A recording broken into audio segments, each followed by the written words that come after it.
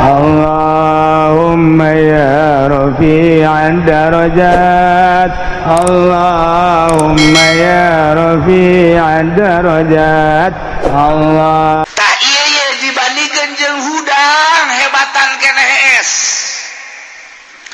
hees bareup bada subuh hudang zohor teu make salat rawatib acan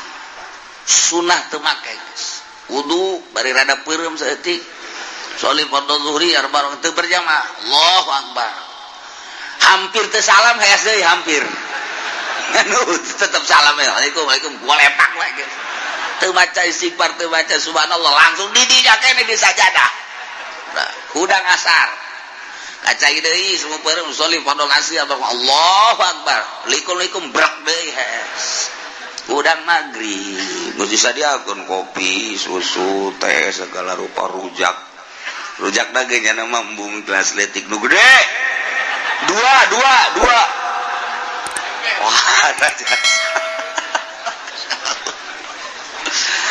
gedean kene ganjaran si eta dibandingkeun jeung nu hudang ti isuk nonton TV bae.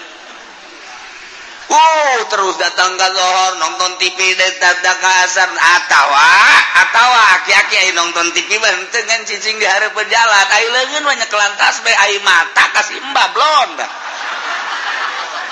eta aki-aki eta blon di Cikupa di Cilongok ento Cilongok mah wawan kitu wawan neuleukeun paling nyekel nya mah leuwih parah tah terbandingkan sing hade urang puasa urang supaya rapi supaya mantep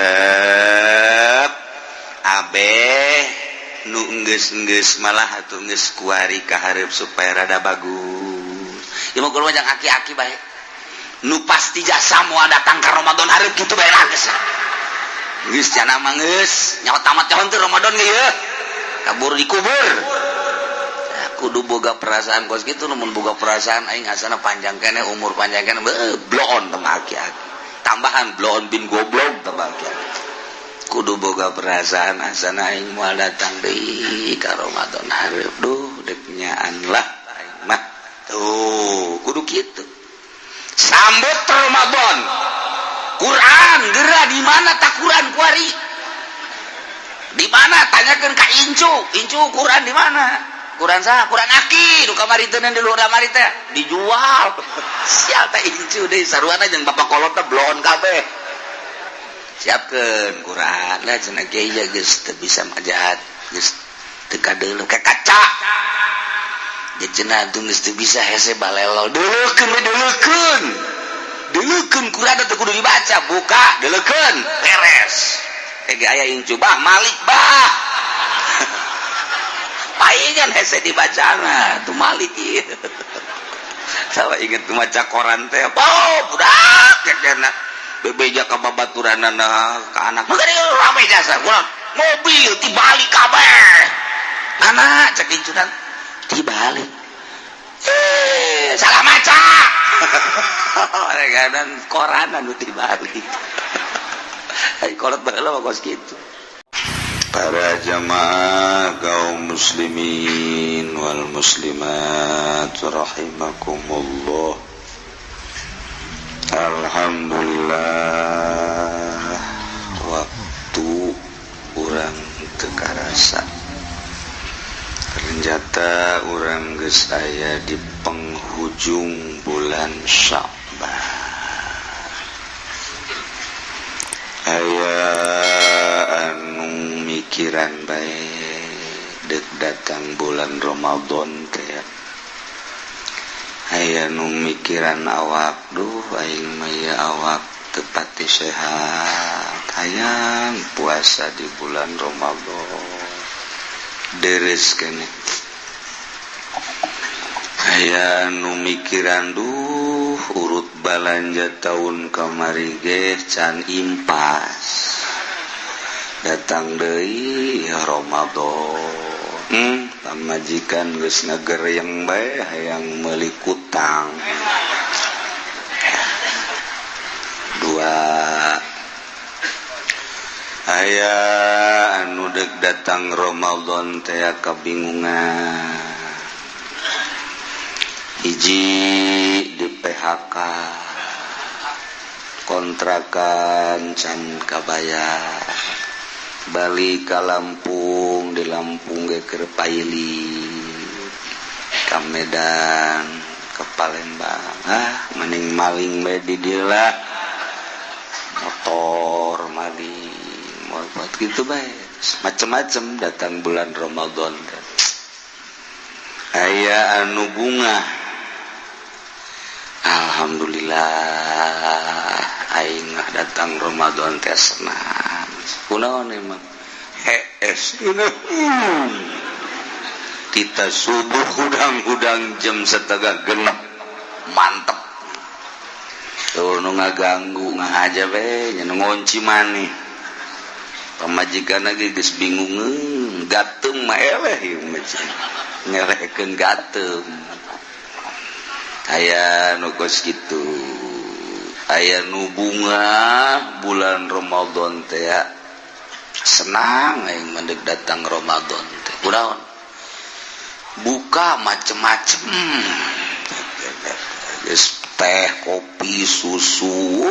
rujak eta be nu kararasakeun ieu bangunna nu karituna bae puasa teh dengkeun cak Kangjeng Nabi man fariha bidukhuli Ramadan haramahullahu jasadahu 'alan niran bahu lain lalagan jelema nu bunga kadatangan Ramadan haram awakna asup ka neraka pohar aja antak tadi ge aya nu bunga deuk HS bae nu bunga lantaran buka macem-macem nu bingung urut tahun kamarican impas aya anu di PHK macem-macem tahun bener teh mah kabeh oh nu bener mah bunga kadatangan bulan Ramadan dek disambut Ramadan teh moal eleh ku nyambut kabogoh urang mun urang dek kadatangan kabogoh urang dek kadatangan bebene urang sapoe eta mandi 17 kali 17 kali gosok dage make batu bangkong ajur awak ujian tadek jambut kadatangan kabogoh teh kos kitu ulah aya kokotor setik-setik acan besi kabogoh kecewaeun pokona mah dek kadatangan kabogoh poe Sabtu ti subuh mandi deui di samping mandi deui ngaca di tukang hareup ngaca na ge teu cukup di hareup di tukang di kacaan sesengitan geus puguh bangsa nu sok babauan mah ieu mah geus macem-macem sesengitan malik hangru deui loba ting sesengitan edek jambut kabogoh teh pohara nu aya mah komo disuguh-suguhkeun nu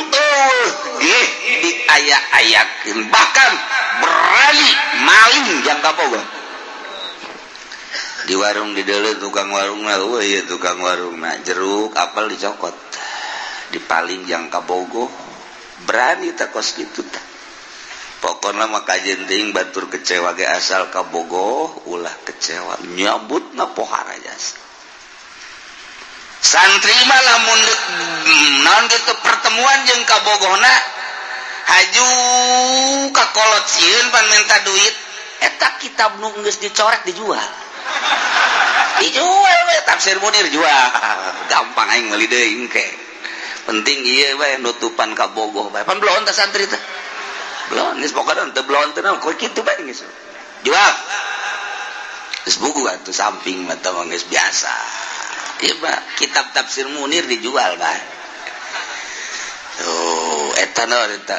nyambut kabogoh pohara jasa Nayege urang dek nyambut bulan Ramadan kudu ngalungan ibatan nyambut kabogoh. Sebab hari itu mah urusan jeung makhluk, ieu mah urusan jeung Khaliq, jeung Gusti Allah. Allah anu nyahueun ka urang. Nyambut henteuna, bunga henteuna, mapag jeung henteuna Allah lah dunya. Sedangkan Allah mages jelaskan as-saumul li wa ana ajzi bihi, puasa mah nu aing ulah nyaho siapa laksanakeun bae.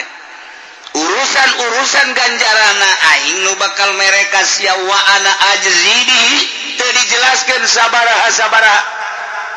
derajat teu dijelaskeun ulah aya nyaho pokona mah siapa puasa bae tamah nu aing nu bakal males na sia mah puasa bae kajeun SPG subuh hudang maghrib no problem. Aduh asana SKB mah lantaran hebatan puasa teh di akhir zaman kiamat dibanding jeung beuntak modelan kene ngees tah bahasa Tangerang ngees tah perkaleran ngees di kita HS ge mung ngees bae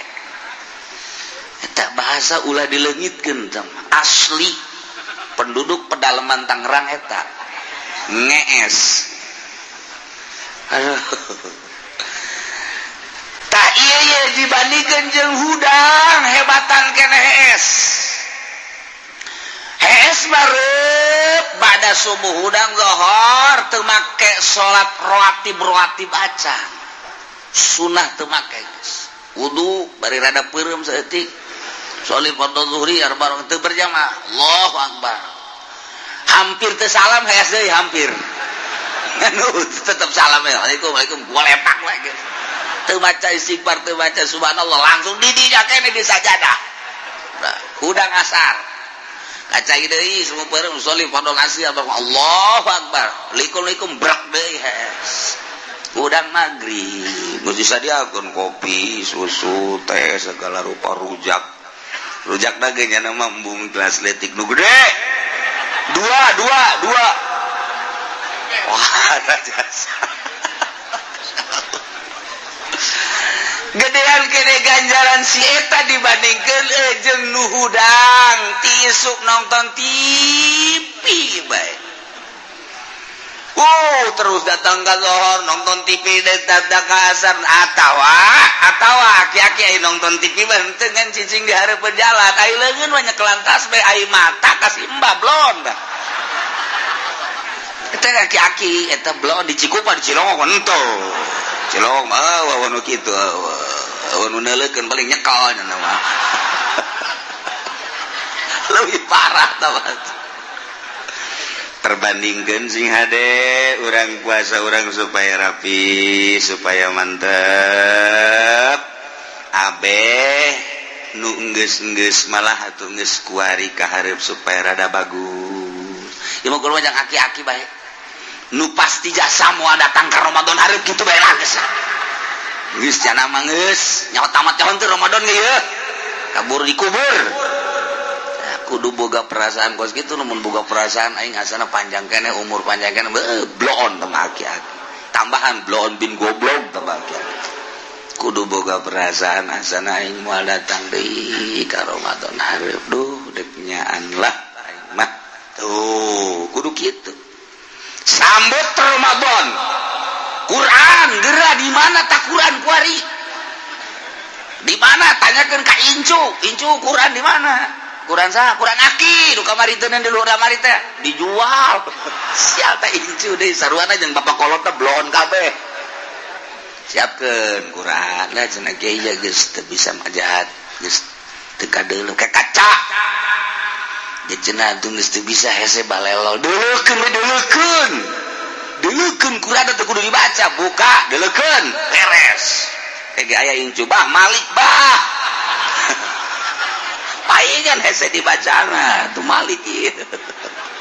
Sawa inget maca koran teh. Budak kadana bebeja ka babaturanana ka anak. Mangga rame jasa mobil tibalik kabeh. mana cek incunan dibalik salah maca dan koran anu dibalik kolot baheula kos gitu. Nah, ieu sambut Ramadan atuh moal bisa nyambut ka Ramadan mun teu nyaho darjah kaunggulan Ramadan. Urang dek datang lurah teu nyaho eta lurah atuh biasa bae urang pajar hansip biasa bae. Dek datang camat teu nyaho eta camat jeung kadar keagungan camat datang ka mana teu nyaho atuh biasa bae malah mah teu ditanya ku urang. Dek datang bupati teu nyaho kemuliaan bupati kagungan bupati moal disambut atuh. Kitu kene dek datang presiden teu nyaho kautamaan presiden kaunggulan presiden biasa bae. Tapi lamun nyaho ieu bos di mana datang sok burak bere bahkan nyana nanya ieu nu saha tanah ukur mantap jasa ya beli geus ku sia ai bapak aing mah teu deuk sit doang bos bloon di mana bos ge mah nyahoeun bahwa ieu mawa keberkahan waktu dihormat. Jadi urang ngahormat teh ketika nyaho ieu teh bupati anu menyelesaikan urusan-urusan di kota Tangerang, Kabupaten Tangerang. Berbagai urusan, berbagai sektor kunyana diurusan, perpolitikan rapi, tataanana, perekonomian rapi. Jalan ge disambung-sambungkeun ngan nyambungkeunana teu rata. Ieu bupati bego ieu. Bupati apa lagi urusan aing teh mah urusan PJ teh mah urusan PJKA kareta tuh PJKA mah urusan PU tah ieu PU na bloon kabeh mun teu bisa bebeja ka aing atuh ku aing diurus pokona mah ieu ulah datang ka nungtek kieu tah nungtek bejakeun ka bupati tah bloon tah lain bupati na nu bloon tah si eta na atuh hajuna mapan kabehan pancena kieu haranges amat teu nyahoeun nya nama nu laporan ka aing nu ngaguling sabaraha urang nu menta cai ka aing aju nyana teu boga duit menta ka dokter ka aing pan menta nyana teu nyahoeun pan ai tampiling bisa ku aing dia ye Assalamualaikum kurangnya ragag tuh di mana tuh di nu sambungan teh kieu atuh pan bebeja ka dieu menta jang meuli eta sakit dia atuh pan bebeja ka dieu teu boga duit aja pedal dah rusak yo nganteng ngendong doang nih mah mantap kayak ngabejaan ge kos gitu teu percaya didatangkeun ku aing jelema tah ditengetkeun dicekal ieu saya orang mana orang anu ieu sia orang anu lain saurang kalamun itu teu percaya beusi bupati teu percaya tah rakyat sia tah bego beureuh atuh nyana ti loka jalan apa ka mana sih leuleumpangan ka Bandung bae tah naon sambungan rapihan rakyat leutik ye nu ngaguling loba jasa santri aing aya nu ngaguling santri aduh jarang ngaji ka dieu teh ngaguling di deuleu ieu kiai bengkak saya enggak ngaji-ngaji cenah ieu emang kenapa sakit ini emang kenapa jatuh di sambungan yang begitu aing juga gerget ke bupati namanya cial teh bupati ya ulah ka bupati atuh ka urusan PU atuh pan urusannya anak kabehan rapihan besi ke bulan puasanya leuleus ngaguling deui jauh keutamaan pejabat ieu nu sok urus politik ekonomi budaya dan berbagai keistimewaan nu lancar urang ngahormat ka nyana sambut ku urang nyaho lantaran istimewa jasa teh Bung Karno mah digogorengnya tetap bagus bae heran berbagai sektor ngagogoreng Bung Karno niatan nu lurus tetap telas ku digogoreng Bung Karno teh mantap bagus bae geus puguh ku bangsa birokrat mah digogoreng geus PKI lah laras tetep bae unggul bae menang satan unggul kena Allah lawan ku sia Bung Karno moal bisa kajen kukumaha ge lantaran niatanana mulus ka rasa ku urang kabehan geus dicita gorengkeun Bung Karno PKI keun dan lain sebagainya bagus bae Soeharto bagus kan jore bae heran tah tangkal Golkar tah goreng bae ini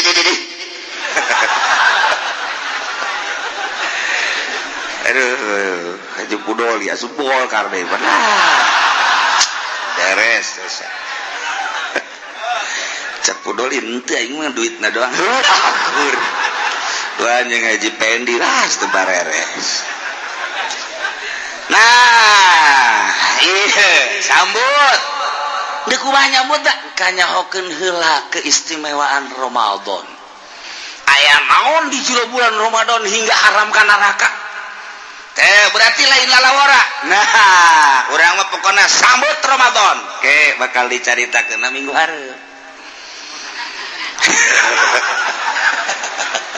jadi bakal syukur aba-aba doang ya minggu hareup urang nyaritakeun kautamaan Ramadan syarat rukun puasa ieu mah siap-siap ke minggu hareup urang penutupan pengajian ngebahas tentang Ramadan. Waduh ngabesan sial jasa aing ngabesan dia coba nyana beratan ke Ramadan tak beratan ka ngabesan coba aja iya mah cerita bahwa ke urang minggu hareup urang ngabahas tentang Ramadan kadar keunggulan Ramadan kumaha sehingga urang bisa ngahormat ke bulan suci Ramadan hingga ku ngahormatna matang bunga di papag Ramadan haram ka neraka mata kemun aya jelema bunga jasa deuk datang na Ramadan sehingga kunyana di papag hayal gegeraan datang Ramadan 5 poe deui ka Ramadan paek surga lantaran geus bunga jasa deuk datang Ramadan can kaburu Ramadan datang nyana ku ngahormat ka hormatna mapag bulan Ramadan 5 poe deui surga nah maningan pae tameme Ramadan maningan datang ka Ramadan cak aja pede puyeng aingnya kan tuh bahasana model nu kolot mending pae lah cak nyanda lah teu puasa tapi sorga kan mantep aduh tetep atuh pae majanu Allah yuhyi wa yumiit eta mangan sakadar deuk datang ka mana urang mapag kedatangan bulan suci Ramadan tanyakeunlah ka diri urang aing si bunga tante deuk datang Ramadan jabongan awak siapa ku tolol-tolol teuing eueuh bunga teh siapa lapar sakana nya sorangan pan beuteung teh teu kuat asal datang ka jam 11 bae hajuna rapat beuteung jubatak kiceup teh di dinyana doang taing mah teh nu teu kuat teh tah aduh mangkani keistimewaan puasa mah makin lapar makin gede ganjaran makin dahaga makin hebat ganjaran Ramadan lamun teu ngarasa lapar teu ngarasa dahaga leutik ganjaranana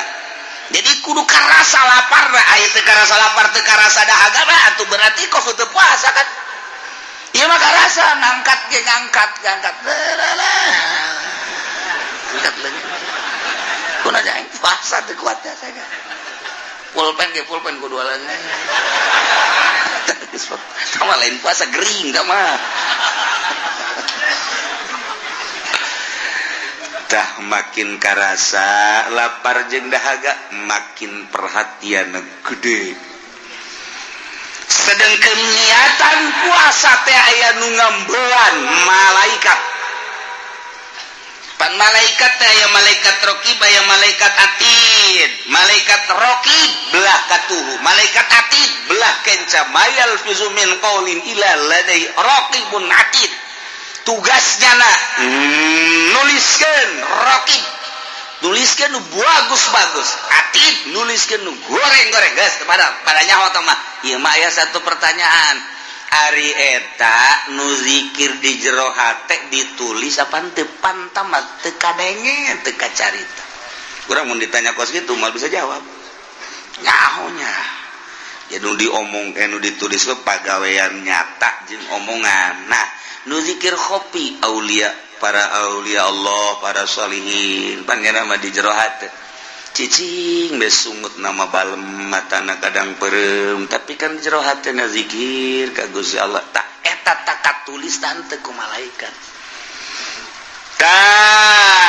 eta nu jadi permasalahan cek saulama henteu lantaran tamat teu kajahoan ku malaikat cek saulama tulis ditulis kumaha ditulis bae tetep nyana nulis naonna nulis aambean malaikat hate urang teh teh kajeun teuing henteu ngomong sungut kaambe ku malaikat mun Quran kaambe Quran mun sholawat kaambe sholawat mun zikir kaambe zikir niatan ge di jero hate mun niatan ibadah langsung kaambe ku malaikat mun niatan maling hangru cek malaikat hangru amat ya nah Ki Haji boga SMS-an jeung jahe wow pahit ya mah pahit cek malaikat pahit amat sih Ki Haji kolot-kolot kaambe taku malaikat hate urang teh niatan nu bagus di jero hate teh kaambe ku malaikat nu mantak kurang kumaha kiai ilmuna hebat jasa mun nyaritakeun tafsir nyaritakeun hadis usul fikih wah hebat jasa alatna luar biasa tapi teu ngeunaheun didengekeunana kunaon eta kaambe ku malaikat lain ngaji golkar cak malaikat bau golkar bau PDI jerona bau PKB jerona bau organisasi kaambe ku malaikat lain ngaji tapi bau kepentingan kamu situ ngajina tetap tegeunaheun kadegena sebab niatana lain deuk ka Allah lempengkeun bukakeun hate bersihan bres dikawuhkeun pertama diri aing nu deuk ka Allah dua batur deuk laluturkeun deuk los pokona mah iman ka Allah bae cek malaikat ieu mah seungit ye mesengit ieu beda ye waduh barang dibere ku bupati rada bau ya rada bau waduh pilpres gede berena bau bentak ieu ye bau bentak geus menang can bau ieu ye waduh bedak bari dilarang bari mah ulah main duit cilaka atuh main duit terus bae urang kuari teh nyaho kan kok ieu can turun-turun cenah duit aya teh kieu nu ngomong kitu belum teh kiai masyarakat baca ngomong kiai dan kiai pancen biasana geus rada hanet ieu mah eueuh antaran kuari maka PK awas nyana ngaluarkeun duit nah ieu borgol langsung ieu mah kudu geus pilihan nurani tuh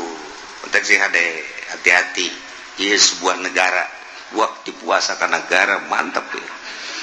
ya nah ieu hate urang kaambe ku malaikat mantak seringkeun tafakkur ka Gusti Allah beusi salah loyog hate hayang mulia hayang agung hayang macam-macam di luar lillahi ta'ala kaambeuna lain deui ge ku malaikat asal malaikat ngambeuna teu seungit nyana pidatonya di langit wahai para malaikat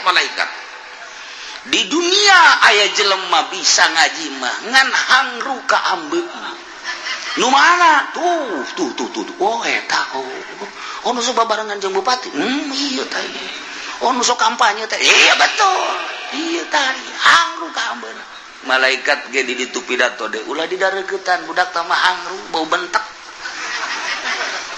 malaikat pidato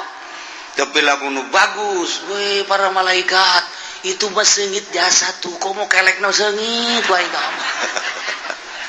niatanana bagus Quran kaambe Quran sholawat kaambe sholawat zikir kaambe zikir niatan bagus kaambe ku malaikat niatan goreng kaambe ku hati mantak innallaha la yanzuru ila suwarikum walakin yanzuru ila qulubikum Allah henteu neuleuh rupa jeung jasad tapi nu dideuleuh hate geus Allah neuleukeun ka qalbu urang ka mana loyog sia salila hirup na ngahirupkeun aing sia deuk dikawanakeun sia ke panggih sia jeung aing ka jeung kumaha engke ka panggih sia jeung aing aing mananya bae melalui malaikat padahal mah aing leuwih nyaho. Ayo orang ketika amprok jeung Gusti Allah geus dikajahokeun ku Gusti Allah. Aduh, luya gloyog hate urang. Ieu di bulan Ramadan maksudna urang bersihan. Geus lah nu geus mah. Gusti nu geus geus bae teh atulah hampura Gusti. Tuh aing ngampura, emang aing tetangga sia. Emang aing cara tetangga sia tilok ngahampura. Aing mah ngahampura aing mah pangeran. Dosa sia gede ge dihampura bae. Geus atuh abdi deuk ngelempeng-lempeng diri deuk nyambut bulan Ramadan tah dipersiapkeun ti kuari kene hate urang buka ke lempeng ke rapihan kabita amat mun dongeng-dongeng para sahabat para tabiin para sholihin di bulan Ramadan teh meunang Lailatul Qadar. Aing mah bejana be ya datang ka huisan ye tareh paeh can pernah manggih Lailatul Qadar. Lailatul Qadar kos kumaha kiai asal ngagebrai Lailatul Qadar. Ngagebrai caang Lailatul Qadar. Di puri ge aya teh si embang ngagebrai. Pingpingna putih eta Lailatul Qadar keneh tah. Dadana ge putih di sarua. Eta Lailatul Qadar. Jahanam da mah budak. Lailatul Qadar bae urang carita Lailatul Qadar tinggal kabita geserkeun hate urang karesep kana dunia minimal kurangan karesep gaul jeung nu teu paruguh kurangan di bulan Ramadan urang bener-bener mensucikan diri sebab Rajab syahrullah Syaban syahri jeung Kanjeng Nabi bulan kaula Ramadan syahru ummati mentak jam urang persirahkeun mulayan ti kuari ieu mah sakadar 2 minggu deui urang siap-siap hawana bang saya hawa Ramadan geus aya hawa Ramadan emang ngonana geus kaambeuh deuk pilpres soalna di Ramadan teh geus kaambeuh jasa bae tah urang siapkeun sambut bulan Ramadan ke minggu hareup insyaallah urang bahas tentang syarat rukun jeung kautamaan bulan suci Ramadan abeh urang puasana mantep sesuai jeung aturan nu nitah puasa lantaran puasa teh aya anu gede ganjaranna puasa di luar Ramadan aya nu leutik aya nu tadi ganjar puasa sia kunaon dia puasa ieu aing puasaan si sarwit isial jasa urang ke di puasaan bohongan ku aing ditanya nya teu nembalan tanya deui nyileuk kajunyana naon ngajebris tanya deui ku sia geus 3 kali diciduhan aing oh bener tah kudu puasaan tah kos kitu batur saya puasaan sarwiti ya barang bau di puasaan belum atau budak nah eta kos gitu teu beunang gajaran puasaan hawa nafsu dosa malah nyin leng batur nomor kedua puasa ieu mah puasa dengan sakadar awak supaya hararampang we daripada diet lah mendingan ieu dipuasakeun eta teh ngiit awak supaya ngareunaheun awak atuh biasa bae teh teu beunang ganjaran puasa kos kitu lamun aya panitah puasa teh tah ti Allah melalui Kangjeng Rasul kakarak ganjaran aya parentah parentah ulah mun aya parentah laksanakeun jadi awak urang teh diparentah ku Allah melalui Kangjeng Rasul kakarak istimewa tak puasa jadi lamun kahayang urang mah puasa teh nafsu ngaranna hawa nafsu aing mah puasa bae ieu mah tidak kusasa kusaha ieu ditanen teu kusasa hayang sorangan bae berarti kahayang sorangan jing cak Allah aing pan pangeran pan puasa meureun ka aing aju sia eta sosoranganan atuh pan aing udah kaganjarna ge aing mita henteu naon teu ka sia aju sia puasa bae ya neraka sia teu beunang sambarangan puasa ge kudu aya parentah tak puasa mentak aya hiji waliullah puasa ibadah dahar bae wali nya teu kanyawaan pajar lain wali jelema isuk-isuk wuduk 2 piring berang setik dahar 2 piring tas dohor ke dahar deui meme asar dahar deui tas asar dahar bae aku dahar kan biasana wali mah zikir bae ieu mah bae aku dahar malah deuk ngaji ge nimbel blon budak deuk ngaji ge nimbel sabaraha kebel na ngaji sih tetep nimbel bae persiapan cak cenah aya nu ieu puasa bae nu saurang mah puasa bae puasa salat lantaran ieu kiai nu dahar bae kiai nu puasa bae kiai ayolah jelema nu geus diwalikeun rame na baheula laporan nanya mama kunaon ai kiai anu mah dahar bae tapi muridna loba ngaji biasa kiai anu mah puasa bae sarua muridna loba gula mendek nanyakeun teh istimewa anu mana tah nu dahar bae teu puasa-puasa nya mah jeung ngalarang ka murid ulah puasa murid geuneun lalintu murid eta mah puasa ai ieu mah puasa malah muridna bae nya naon teu loba omong muridna mah ngomong itu mah ibadah sih cenah dahar bae aya nya naon teu kiaina biasa bae nya mah nanya tah luhuran mana tah ieu na martabat luhuran udah harbae balik nyanda kai can pati percaya panyanya asana jadi unggal kita kehebatan nu puasa tapi itu hebatan nu dahar bae saya sebulan nanya deui ka kiai nu hebat nu dianggap istimewa ka kiai eta batur mananya masalahnya mas jangan nanya tadi kiai aya hiji kiai anu kiai anu nu dahar bae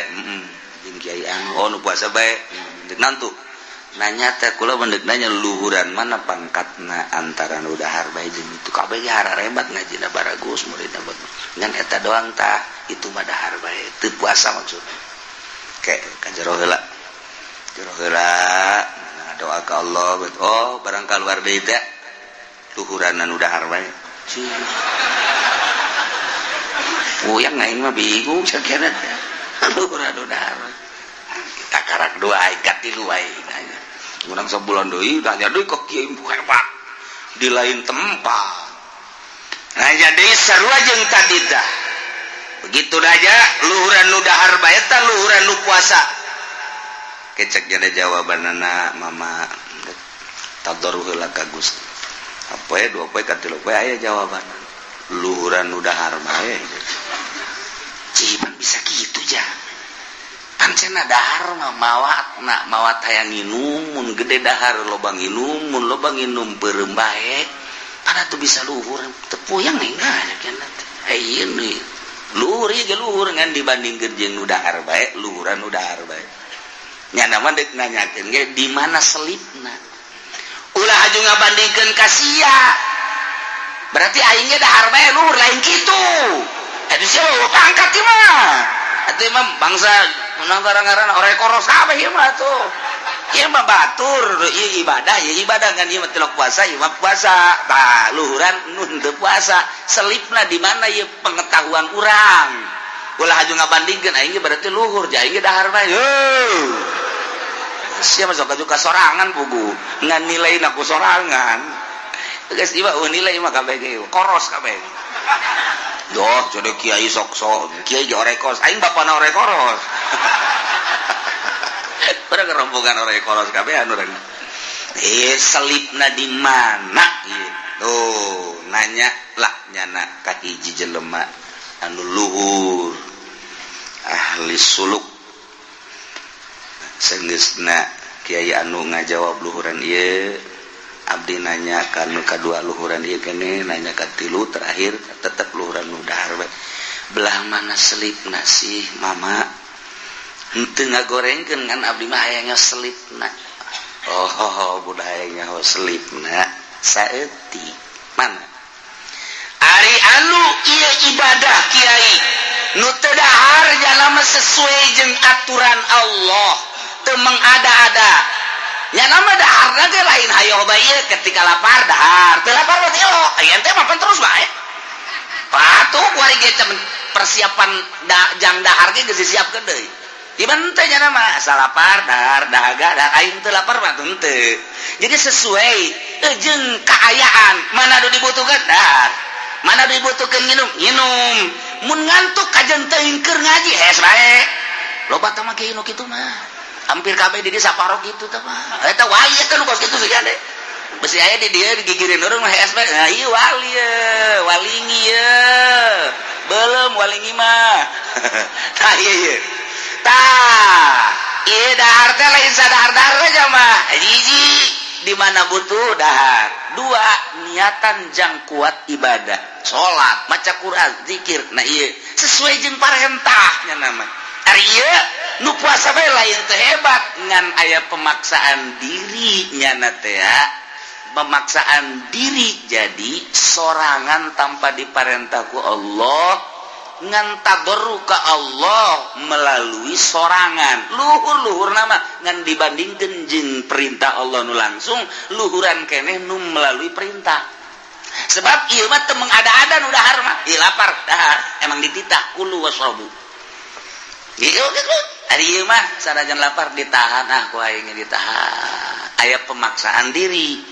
jadi berarti aya rada takabur aing mah puasa bae kajen ku bisa deket jeung Allah tekan ku puasa padahal mah teu kudu ku puasa deket jeung Allah mah ku sesuai jeung parentah Allah deket jeung Allah tah ieu bisa nya nama ieu nu dahar bae mah hiji dibutuhkeun dahar niat jeung ibadah ari nu ieu mah aya pemaksaan diri bahkan lamun puasana saeutik deui mah ieu cek eta nu suluk teh salik saeutik deui mah si ieu lamun boga rasa bahwa ieu teh nyana puasa teh boga kekuatan nang dirina atuh bisa-bisa teh diganjar ku Gusti Allah. Selik saeutik bae silakan cilaka nu mantak nu puasa bae can puguh hebat. Lantaran niat di deuleu jeung perjalananna kumaha. Nu dahar bae ge can puguh komo nu dahar bae meslik loba jasa tuh ieu mah. Loba jasa selik lah tuh ieu mah. Orenganan ngagunakeun batin kabeh. Ya, jadi orang dek dahar bae nginum asal batin orang ka Allah puasa bae ai batin teu ka Allah mah ku hawa nafsu cilaka. Nah, ari puasa Ramadan mah instruksi Allah teh mah puasa sia tinggal ridokeun we hate urang kuncina mah Gusti abdi datang ke bulan Ramadan haju ku Gusti dititah puasa abdi ridho jasa dititah puasa ku Gusti andai kata abdi dibere kuat berido jasa andai kata abdi dibere kuat cuman bari lapar ridho abdi mah lapar na jeung dahagana abdi mah ridho kumaha Gusti bae geus tah eta tah nu hebat mah tah urang ngaraksanakeun parentah Allah di bulan suci Ramadan ridho ngaraksanakeun parentah teu ngarasula panaya kieu ye aduh ya aing lapar jasa ieu teu genah hirup ya aing sebenarnya mah aing aduh ya parentah bae tapi aing lapar ya aing mun bisa demo mah kalau demo ye tah budak sakumaha dekat DPR demo tak ulah kos gitu ulah ngarasula ridho nu nyieun urang Allah nu nitah puasa Allah nu ngalaparkeun Allah nu ngadahagakeun Allah eueuh jelema urang ka kamar nginum eueuh nu nyeuleuh kumaha tenang Allah tah lain jahanam tah bantu aya pandinya jawara di luar puasa asup ka jero kamar nginumnya da di jero kamar laun neuleuh ieu da ulah datang ka kos kitu kos budak ngangon orenganan ngadapok bae di bujur kebo pangangon eta ta ieu nya jadi urang ridokeun ridho abdi dititah abdi didamel ku Gusti sakieu ridho abdi dibere sehat ku Gusti ridho dititah puasa Ramadan abdi ridho dilaparkeun ku Gusti ridho ku lapar didahagakeun ku Gusti abdi ridho ku dahagaan tah boga ridho bae geus luhur urang mah ridhokeun sagala rupa kajadian di bulan Ramadan intina puasa urang supaya mantap jasa mundel ieu nu geus kolot mah kudu dirapihan tahnya jadi sambutlah Ramadan ku ridho sakumaha kamari kaum ate diturunkeun di kampung di negara Yaman Aqab antara Oman jeung Hadramut kaum eta setelah ditinggalkan ku Kangjeng Nabi Nuh alaihi salam dilanjutkan ku pala putrana timbullah satu kaum di Yaman antara Uman jeung Hadramaut Ahqaf ngaranna jelema nu beuleuh luar biasa kajangkunganana 40 meter panghendep-hendepna 20 meter malah nu kamari dicaritakeun teh lamun ngariung teh nya mah pernah ngangparkeun kanjut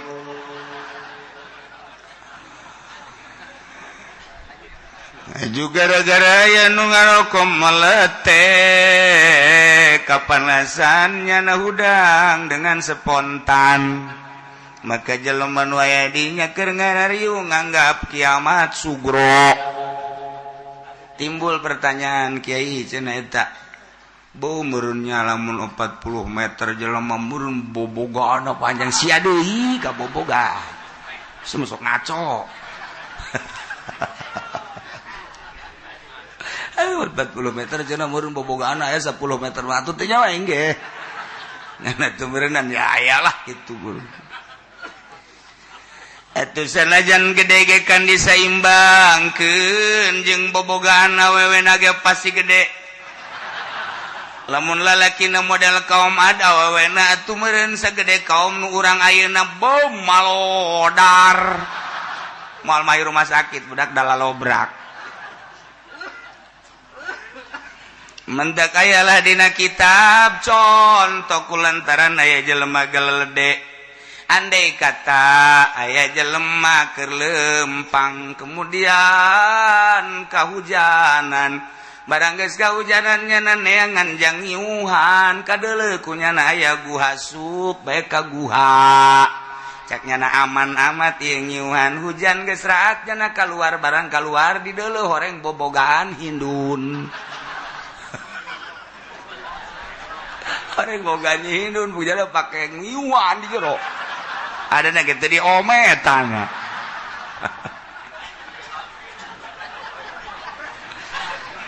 budak geus pake ngiuhan lain lalagan teh gede jasa meureun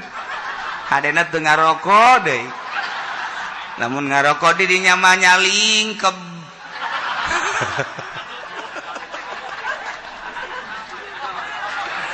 aduh lamun geus nyalingkeb atuh pan tukang dagang di jero mah urang lapar hese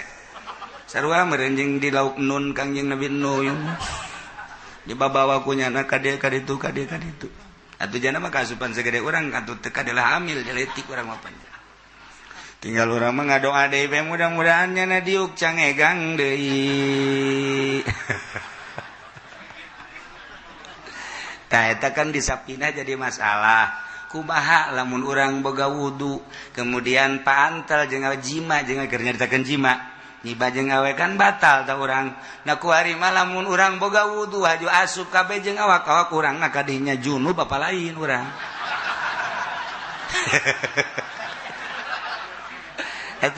aduh biasa nama pan zakar doang asup teh teu junub tah mah kajen kumaha ge ieu mah awak jeung awak-awak urang mah make samping urang na make samping make jubah ngiuhan ieu ngaranna ge asup urang ka jero tak kaluar deui urang eta teh junub apa henteu kos kitu moal dibejakeun ku aing ge teh mah teangan we di kitab sia sebacem jasa di tengah-tengah kebiadaban manusia kaum Hud dibere kanikmatan ku Gusti Allah awak jarangkung gede dibere kanikmatan ku Allah otomatis di samping awak jarangkung gede tanah gede ku sabab tanah gana gede atunya nama nyabut tangkal kayu ge sorangan bae nyieun imah dan lain sebagainya ge kumaha nya bae lamun nyana jangkungna 40 meter berarti kan imah minimal 50 meter 45 lah wow aya nu batu kunyana diangkutan dipake nyieun imah jalawangna ge sabelah mun dibawa ku 500 zaman kuari kurang sabelah lawang dibawa ku 500-an teu kabawa ieu kan hiji kalimatan ti Gusti Allah tapi nyana nyembahna lain ka pangeran nu mere nikmat endahan ngaja nyana nyieun patung nomor hiji aya patung asmat nomor kadua aya patung semut nomor katilu aya patung haba ong gede-gedena patung haba wow jangkung gede tama patung teh sok diminyakan diusapan nyana aya naon lapor nyana ka patung haba. Di tengah-tengah kebrutalan manusia peradaban teh ka ibadah-ibadah geus lain ka Allah kala ka ibadah teh ka makhluk aya nu ka kayu aya nu ka batu terutama di negara eta teh ibadahna teh ka patung haba asmut. Woi geus puguh perjudian permabukan pokona mah biang keladi nama KBG lamun geus kos kitu moal teh jauh di mabok. Asal geus mabok bae kaditu kapan perzinahan asal geus perzinahan bae kan pasini kaditu nahju pembunuhan tidinya kan peradaban nyana neangan perlindungan anu salah mangeranan ka batu ya Allah ya Rabbi saat geus syariat agama selalu sunnatullah ngahudangkeun umat jang nuntun jang ngabeberes jang ngurusan cok Kangjeng Nabi Hud alaihis terus begitu datang ka kuari gitu. Setelah Kangjeng Nabi teh aya dilanjutkeun ku khulafaur rasyidin terus ku atba tabiin terus ku atba tabiin terus ka belah dia tanawlila terus ku para aulia Allah diurang ku para wali sanga. Terus setelah eta mengakar pondok-pondok pesantren terus diperjuangkeun timbullah penjajahan Belanda ka urang ka dieu anu luar biasa Belanda teh datang ka sabara abad di urang anak baranakan terus kebrutalan loba gerak deui lah kiai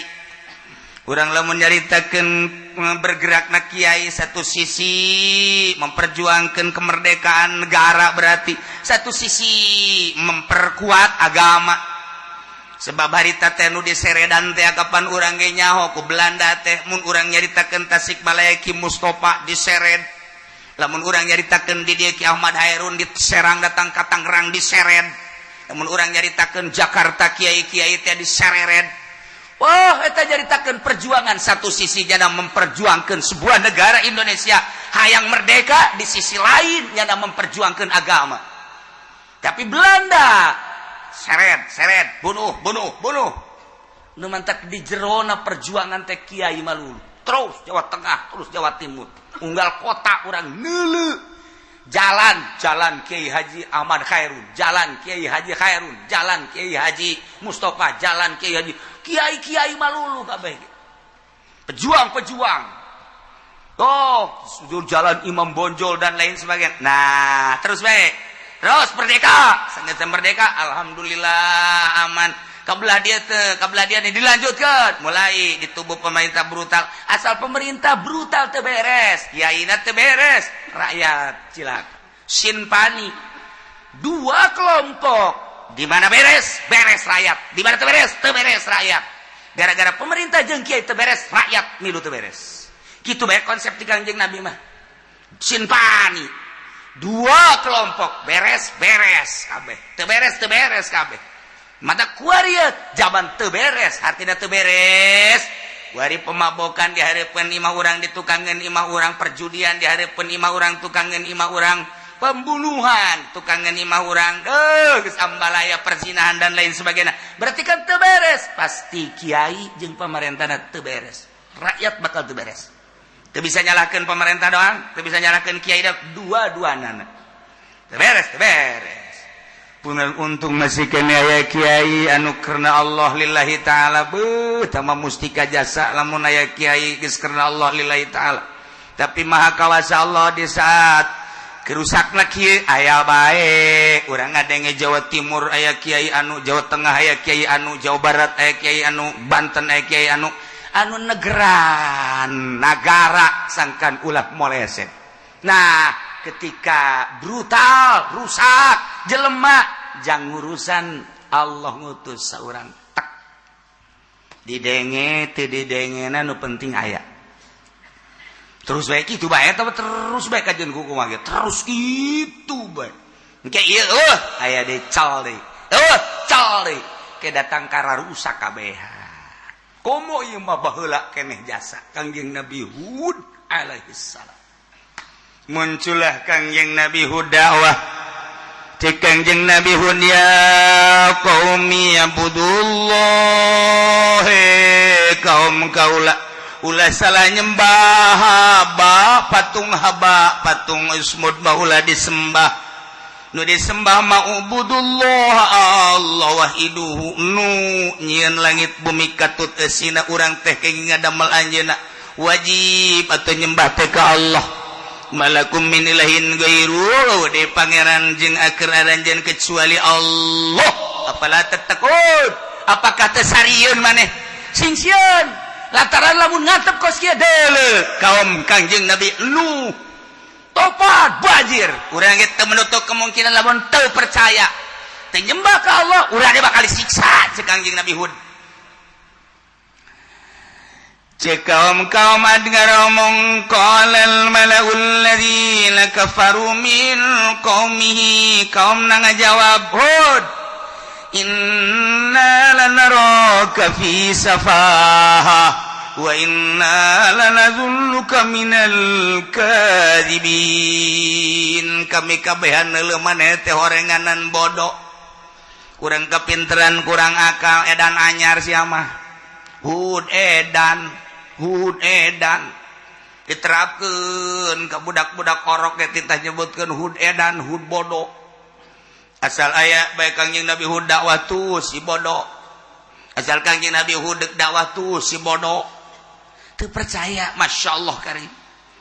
wa inna lanazunnuka minal kadhibin maneh ngaku-ngaku diutus ku Gusti Allah kita nyembah ka Gusti Allah deui ja sangkan kami mah maneh mah pembohong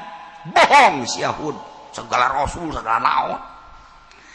cek Kangjeng Nabi Hud ya qaumi laisa bi safaha kaula mah jalain jelema bodoh lain jelema edan walakinni rasulun mir rabbil alamin kaula teh jelas adalah utusan pangeran uballigukum risalati rabbi wa ana lakum nasihun amin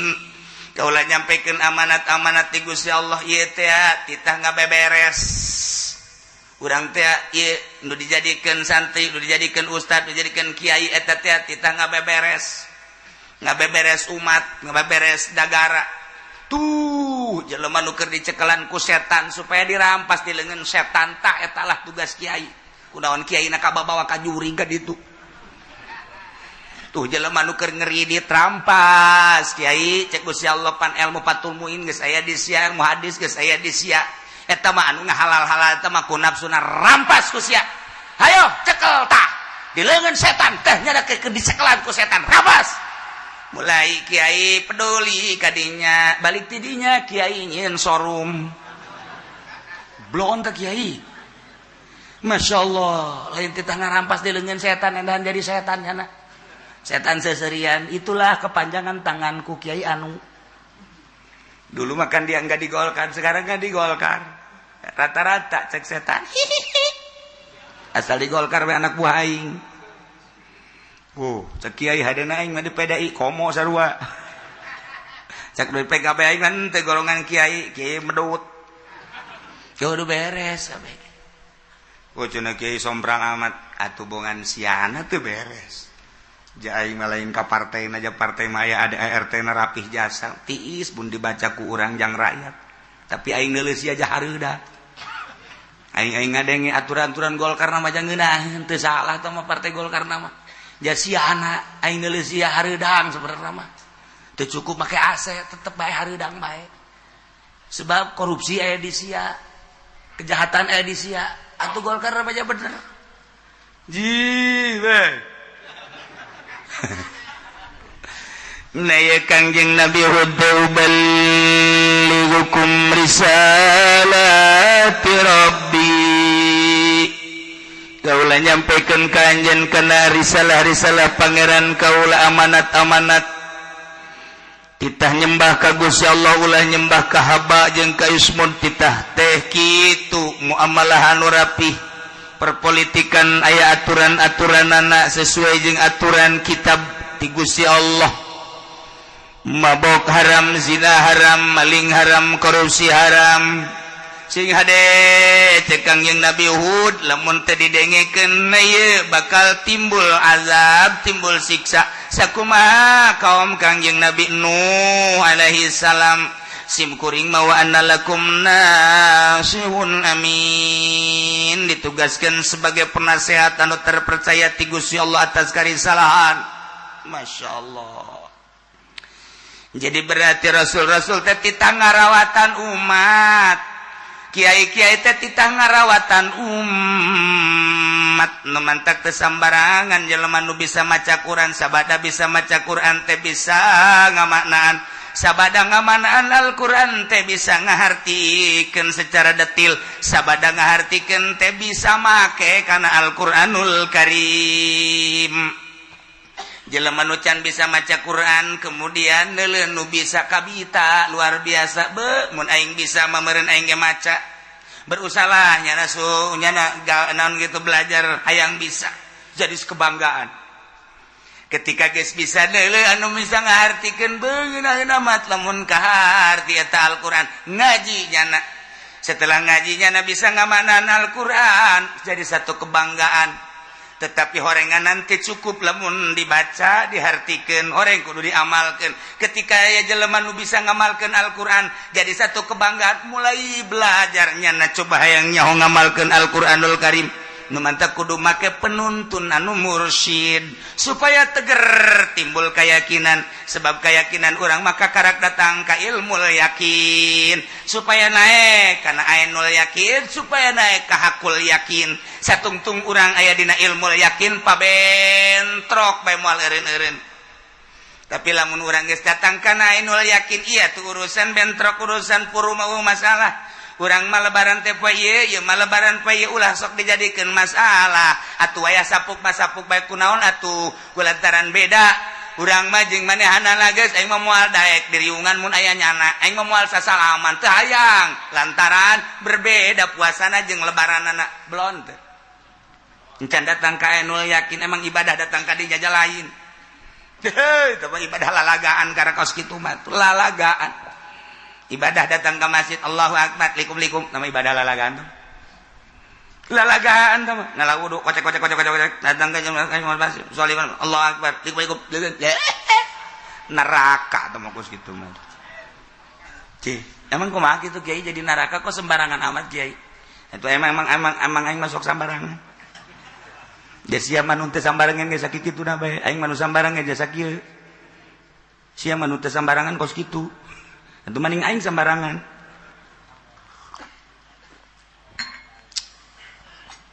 Kapan orang tadi mimitian tina syahadah asyhadu an la ilaha illallah abdi nyaksian bahwa teh pangeran anu wajib disembah Allah abdi nyaksian yen kangjeng Nabi Muhammad teh utusan Allah lamun ente bersaksi atuh kudu nyaho. Lamun ente bersaksi kemudian ente teh nyaho atuh saksi palsu.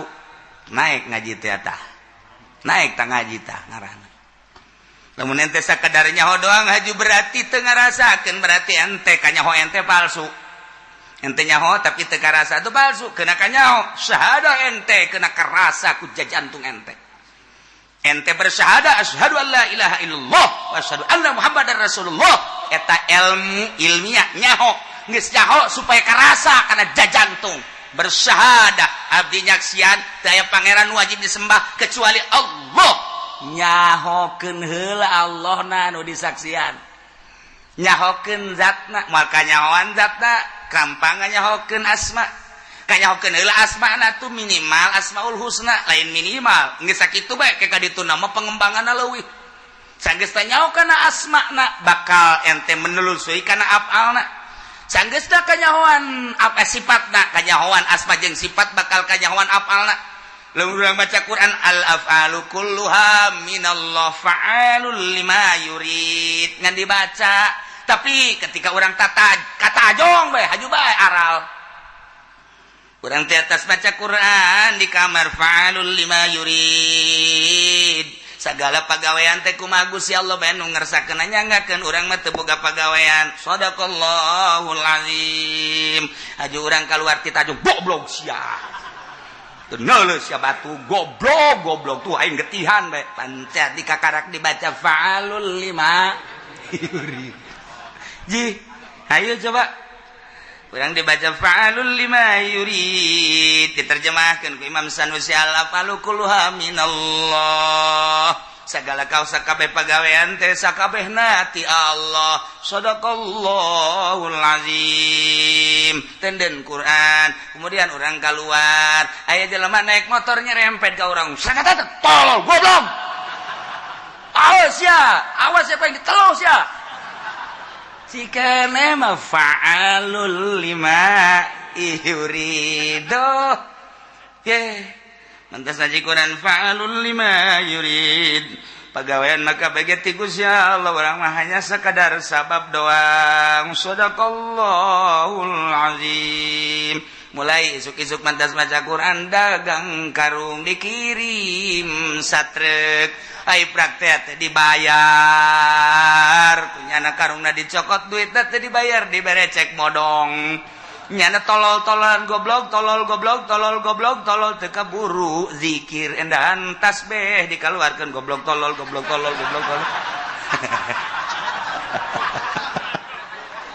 lain baca subhanallah goblok tolol aya tadi fa'alul lima yurid ka mana berarti syahadahna nu bohong keneh tuh di dieu lah urang ngabenerkeun syahadah kanyahokeun heula nu disahadahan teh saha Gusti Allah nu wajib di Allah sabaraha nu mustahil di Allah sabaraha sabadana eta kudu nganyahokeun kana asma-asma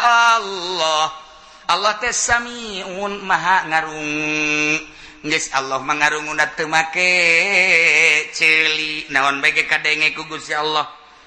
urang wujud urang ge kadenge ku Gusti Allah boro-boro sora nu kaluar urang ge bisa ngadenge eta mah komo Gusti Allah wujud urang ge kadenge ku Gusti Allah nah ieu teh bentuk wujud urang hasil daripada dadamelan Allah kadenge ku Allah janangieun Allah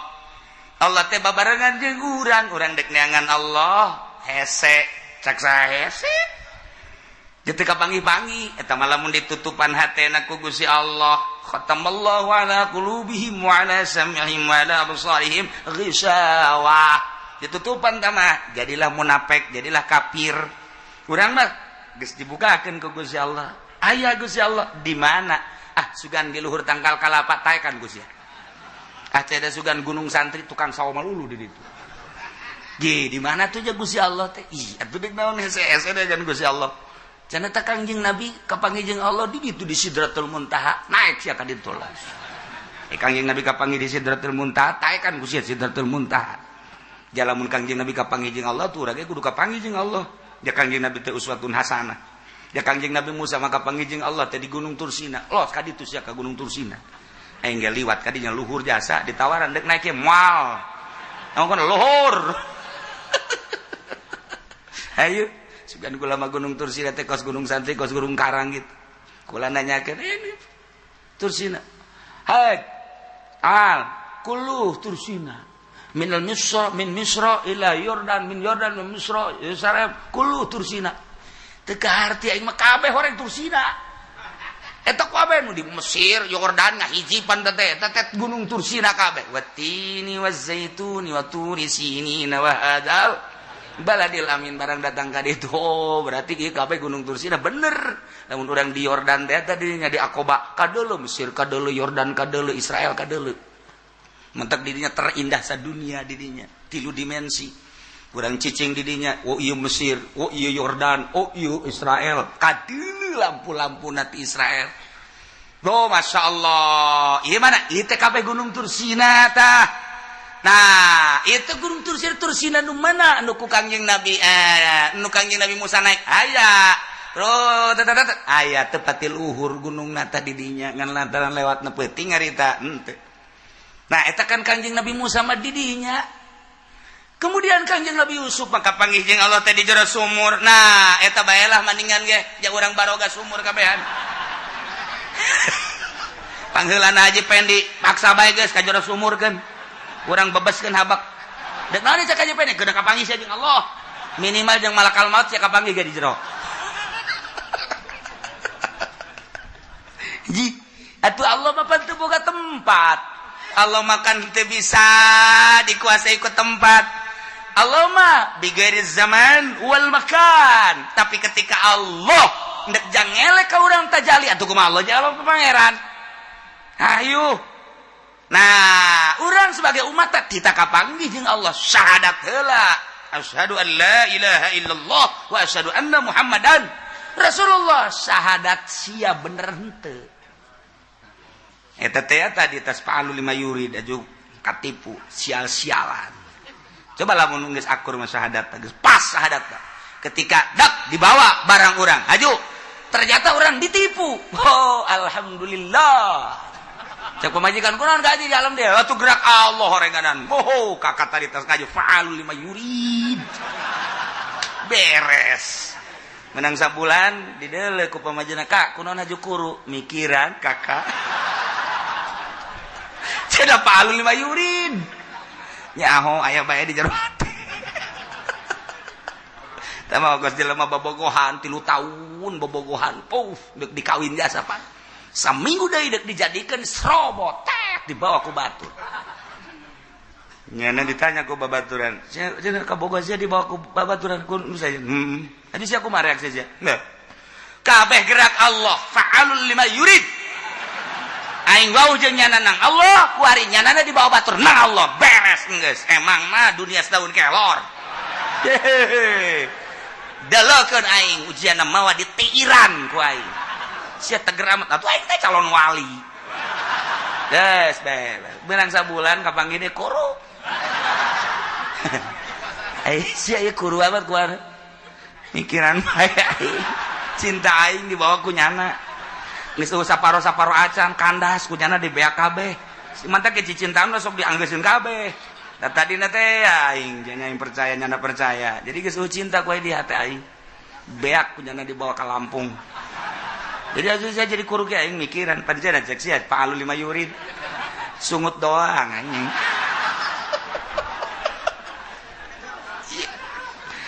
Buktikan fa'alul lima yurid maka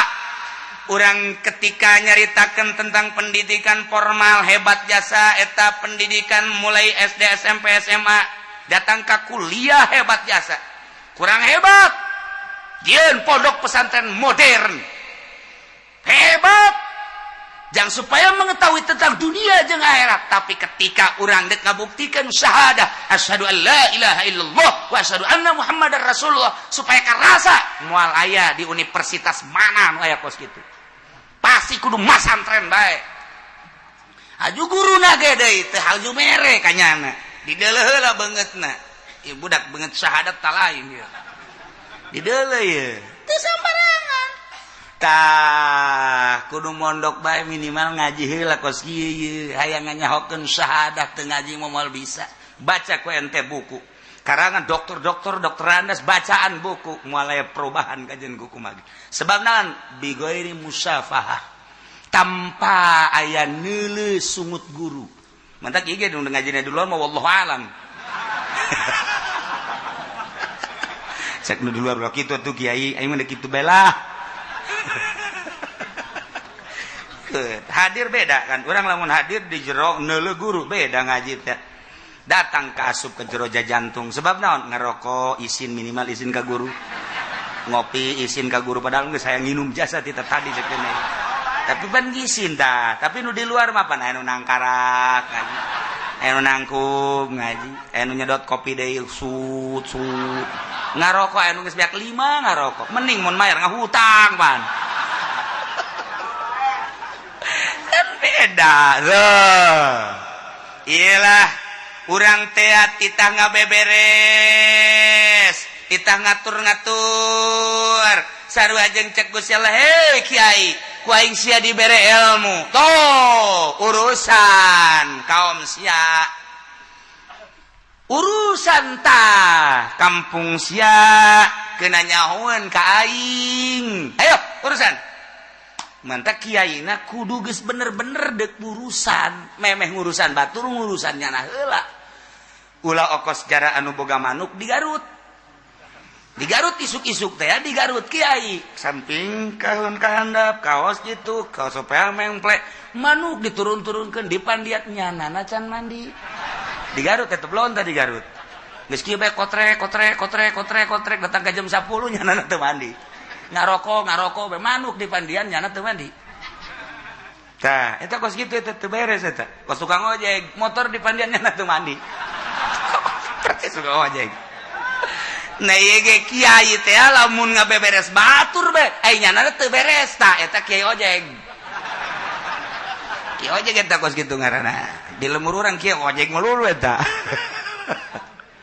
nah tugas kula mau balighukum risalati rabbi wa ana lakum nasihun amin kaum nangabangkang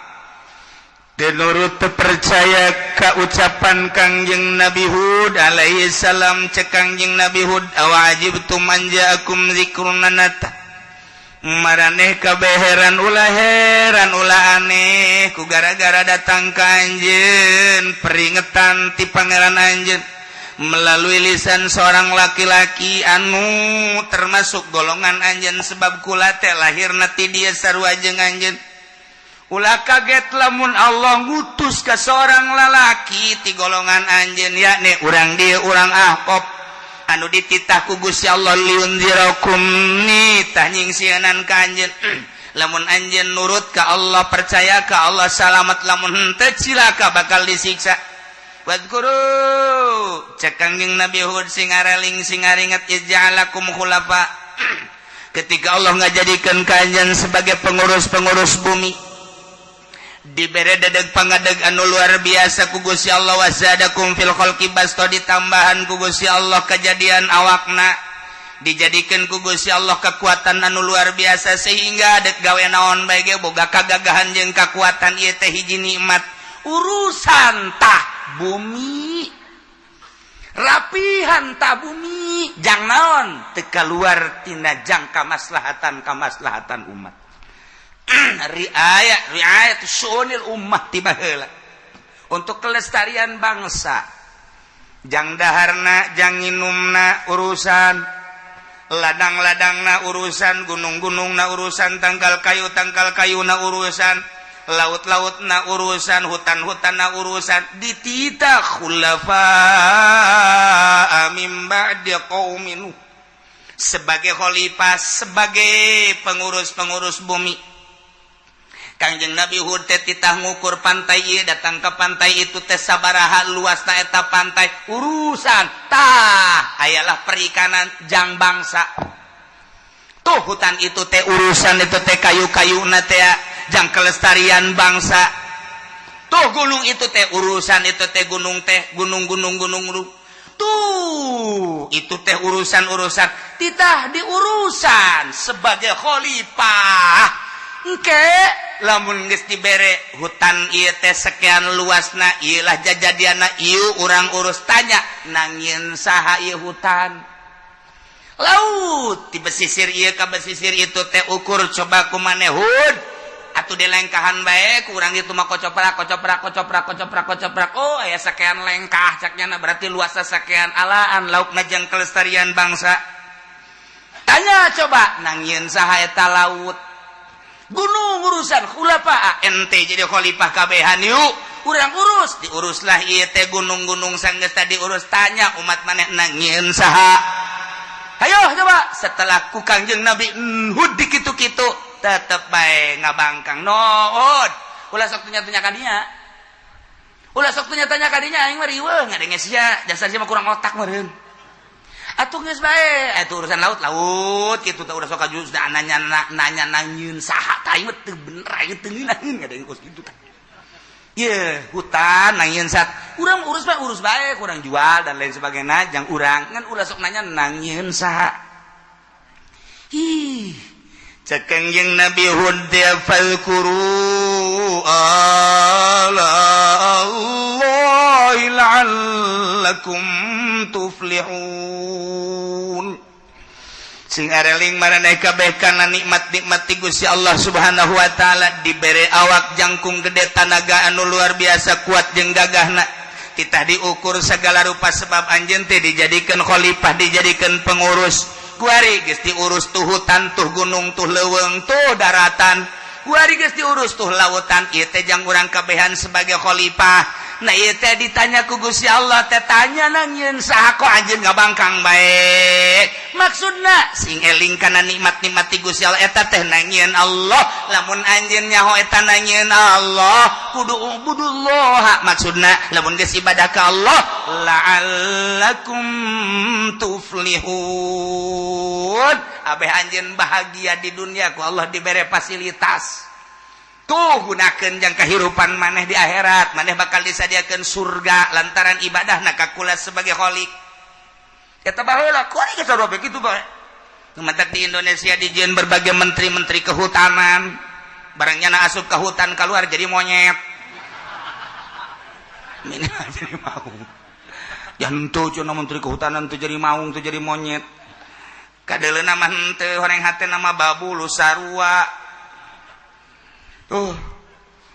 Tuh menteri kelautan, wah iya, barangnya nak ke laut, silem keluar, masya Allah, jadi orai laut.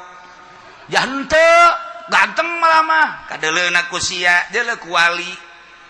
Mun kadeleuna kuali mahnya nate geus jadi karakter orai. Calangap baik kieu, tuh menang aya teri gep, tuh menang aya bandeng gep, totongkol ge anu kira kakal geleg makunya leg. Emang kumaha gitu kadeleuna maka dasi Masya Allah aja menteri naon deui geus tah tadi menteri kehutanan geus menteri kelautan geus bari menteri naon deui BUMN sa menterina aing ngajeng orang lembur ge teu nyara ka menteri geus lah yang masa pira nu hadir lagi orang ketos bojong ci kupa ge belah ditu.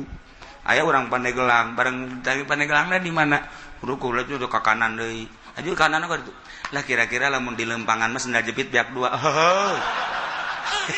Tah mah lain Pandeglang atuh. Tah mah tuh lain Pandeglang, tah mah ka ditu tungtung dunia tah mah tuh. Nu teu nyaho ke menteri teh ya. Urang apa nih gua lamun ditanya menteri asa sabaraha teu nyaho, menteri naon-naon teu nyaho urang. Kuari mah memperhatikan deh, menteri luar negeri saha, menteri dalam negeri teu nyaho, menteri kebudayaan teu nyaho urang mah kuari, menteri PDK teu nyaho kuari mah beneran ieu mah. Beneran bae teu nyaho, bahkan ka presiden sia teu nyaho. Unik di Indonesia kuari teu nyaho ka presiden acan. Budak sakola ka anak kula nanya, "Sia teu sakola ya libur, Pak?" Oh, libur. Emang kuari hari naon? Teu di bejaan, Pak. Guru pokoknya libur tuh baheula mah bae bapak mah baheula di bejaan libur hari anu sebab hari anu henteu ieu mah guruna ge apalun sigana mah Pak sia tah murid ge geus bisa nyebutkeun guru da ge teu nyahoeun cenah dia teu ngabejaan pokoknya libur bae cenah geus Pak teu nyahoeun di bejaan hari naon teh aya kuari mah geus bae libur bae masyaallah ieu urang datang ka kos kitu pendidikan ya Allah. Cek Kangjeng Nabi Hud fadhkuru Allah kade nikmat-nikmat ti Gusti Allah balikan deui cek Kangjeng Nabi Hud awak jangkung gede tanaga pohara gagah jeung kuatna endek nyieun naon bae bisa kemudian kanikmatan eta teh ajang urang kabehan tuh laut tuh gunung tuh leuweung tuh daratan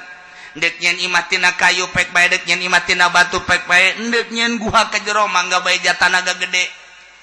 eta teh hiji nikmat fadzkuru Allah la'allakum tuflihun nu penting mah ente kanyahokeun tuh gunung nangieun sa nangieun Allah ibadahlah ka Allah tu laut nangieun sa nangieun Allah ibadahlah ka Allah kanu nyieunna tu daratan nangieun sa nangieun Allah ibadahlah ka Gusti Allah ieu urang anu gagah ieu urang anu jangkung gede nu kuat ieu teh nangieun Allah ibadahlah ka Gusti Allah kumaha ta cek kaum Ad qalu cek kaum Ad no hod merene weh mengkonon sira cacalaton senek ke dewe aja mengkonon hod aja Nabi Hud kasurupan kaumna kunon haju ka mau hud ajitana lina'budallaha wahdah maneh datang ka kaula ka kami kabehan kuari neuk ditah ngaibadahan Allah hungkul ari eta pangeran urang si Haba si Isbut si Sumud haju neuk ditinggalkeun wa nadzaro makana abudu aba uda bapa moyang urang bapak urang aki urang uyut urang bawa urang udag-udag urang siur urang baheula teh kapan ngaibadahan ka dieu haju kuari urang deuk tinggalkeun eta pangeran atuh karunya amat pangeran kudu dikarunyaan ku urang hud keur manyana teu bisa ngelempang nyana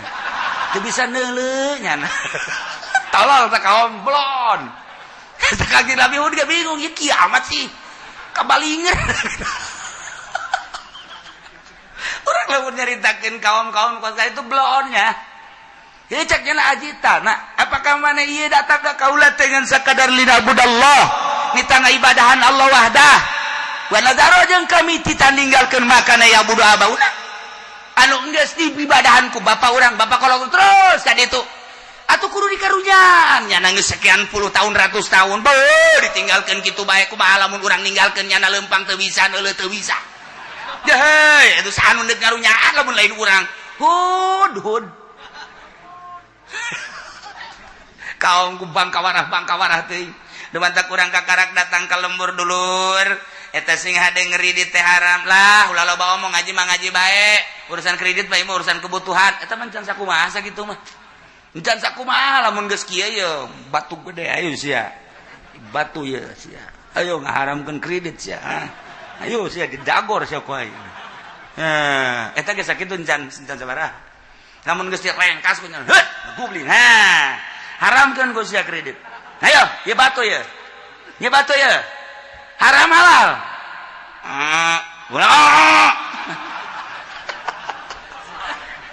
ya isieun mah tetep haram sakali deui haram sakali deui sia ayo ye batu ye ragag ye haram batu dibantingkeun kadinya tak nyingcet lagi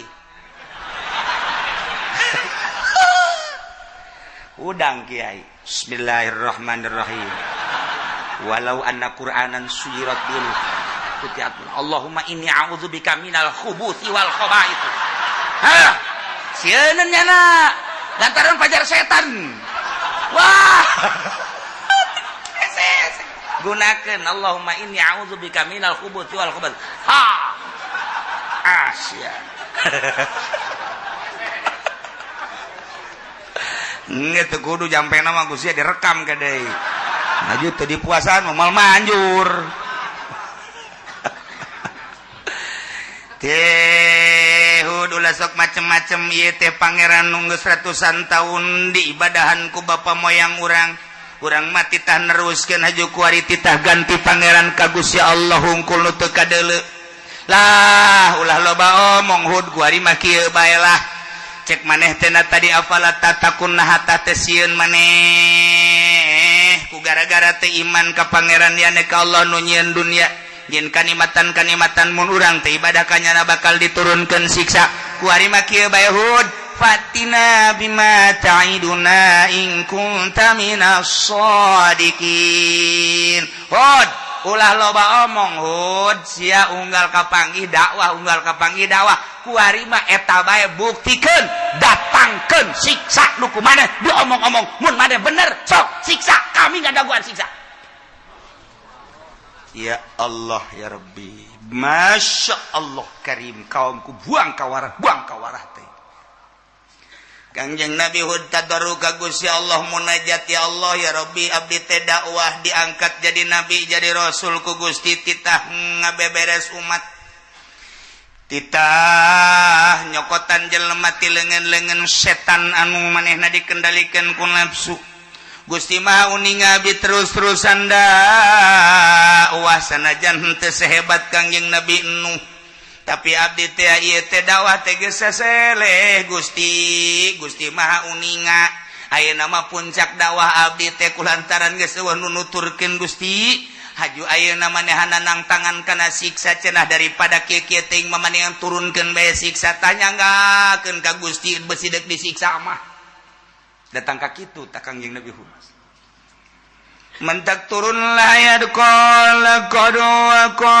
alaikum mir rabbikum rijs kuari mah kieu bae Hud antepkeun bae heula kaum maneh mah dakwah bae tapi tetep antepkeun bae tetep Kangjeng Nabi Nuh dakwah ngan diantep ternyata Gusti Allah teh teu nurunkeun hujan di tahun eta paila di Yaman sementara lamun aya paila lamun aya kasusahan urang Yaman teh tetep datang nama ka Mekah ka Baitullah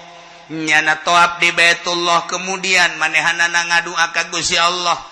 aya salah satu utusan anu diutus ku kaum Ad ngaranna Kil orang terhebat di Ahqaf di Yaman nyana diutus beserta kaum-kaumna datanglah ke Mekah nyana toab di Mekah kemudian tas toab nyana ngadua ka Gusti Allah ya Allah ya Rabbi iski qaumi Gusti hujanan kaum kaula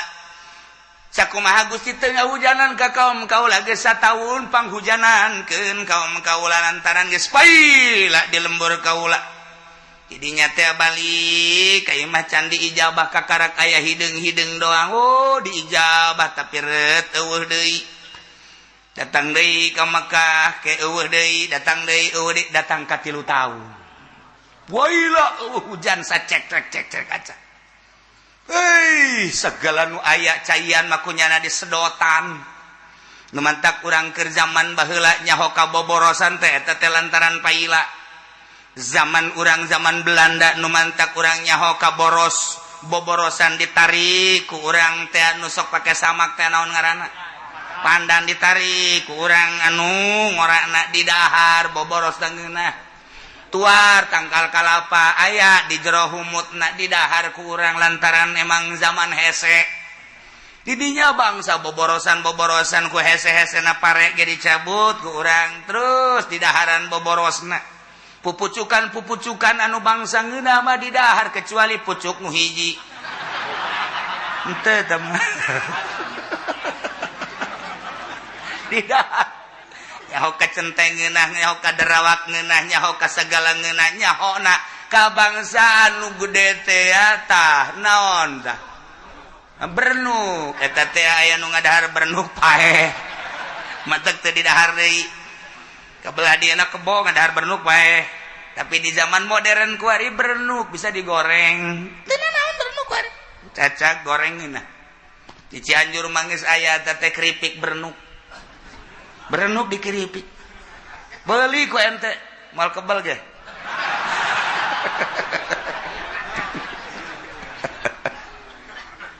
3 tahun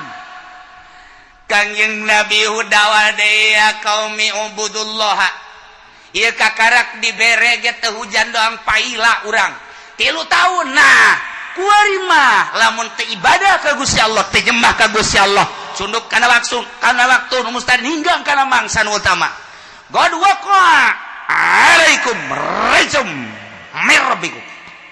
datang asana siksa kuari sabab kula geus ditanyingkir ku Gusti Allah kaum nu iman ka kaula nu percaya pangeran Allah kaula sebagai utusan Allah ngumpul coba ka dieu didarengekeun ku gabehan dek ka mana eta Hud kula geus ditah ninggalkeun lembur kula berarti bakal disiksa ngomong naon suro dia mana ya suro lalu ngomong Hud dek sisa kumaha dataran datar luas banjir jam moal di urang mah gempa jatelok aya di urang mah dek siksa naon coba wallahu alam cek Kangjeng Nabi Hud ngan kula geus ditegor ku Gusti Allah beserta kaum-kaum anu iman ka kaula kula teh titah kaluar pokona mah kami endek butuh sikil deui titah ka Baitullah kita ngadoa deui. Nah kuari ditos ulah eleh ku Hud. Ayo geus Hud ngancam sundek adat siksa urang ngadoa ka Baitullah teh ieu teh sebagai penghargaan ti Gusti Allah. Berangkat deui nya jeung kaum-kaum. Nah Kangjeng Nabi Hudna titah kaluar beserta kaum. Apa yang terjadi nanti wallahu a'lam bishawab.